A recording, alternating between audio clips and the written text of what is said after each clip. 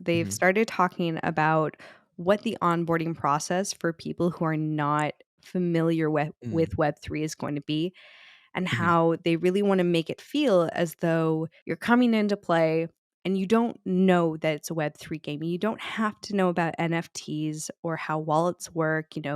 They're going Hmm. to hold it for you, and if at whatever time you want to have them in your wallet, because you would need to have them in your own wallet to sell them on the Illuvidex, that there's a button you can push and it would generate a wallet for you and it would present you with the information needed.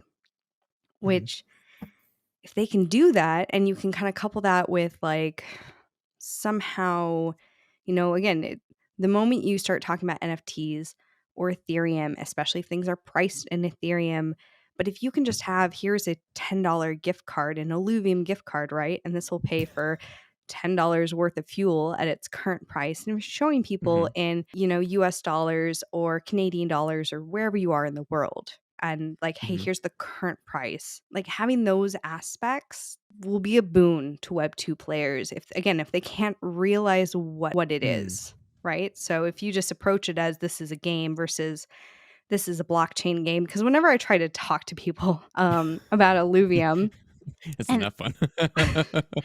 well, and if they know what it is already, right? The Yeah. immediate response is, "Oh, that's blockchain garbage," or "Don't Hmm. talk to me about your blockchain games." And I was like, ignore the NFT, ignore the crypto. I just want you to look at the graphics and the Hmm. gameplay and tell me if you would play this game. But people can't seem to look past it. So yeah, if they can get the marketing to such a point that they can present it as just a regular game and here's this free to play and come try it out, like then I Yeah. think we have the actual possibility to start converting Web2 gamers. But I don't think we're gonna convert that many Web2 gamers if at the start they're aware of it being a Web3 game, because there are already so many Hmm.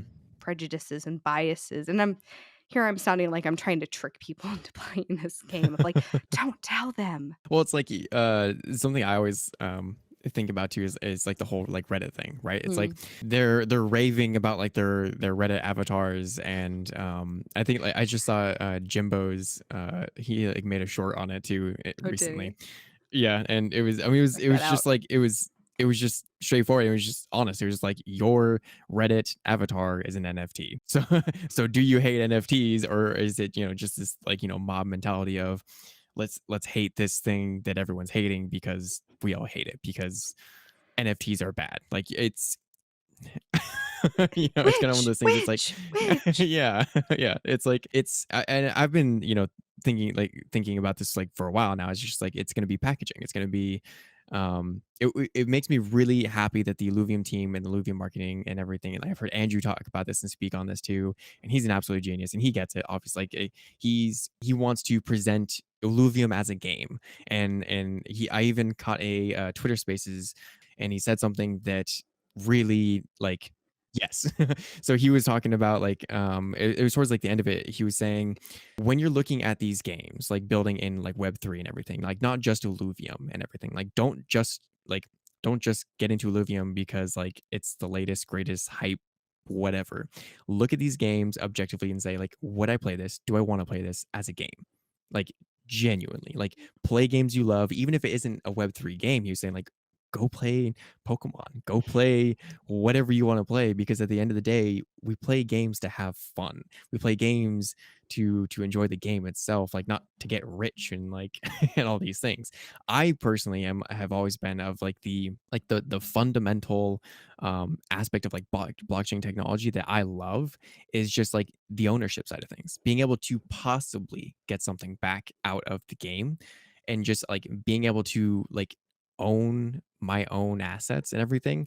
And then like say I like one day I don't love Illuvium anymore, and it's like I want to move on. I want to sell my entire Lynx army, and like all these things, and like and just like and so not gonna happen, but um theoretically speaking, if that day came, then I could. And it's like I could take that back out.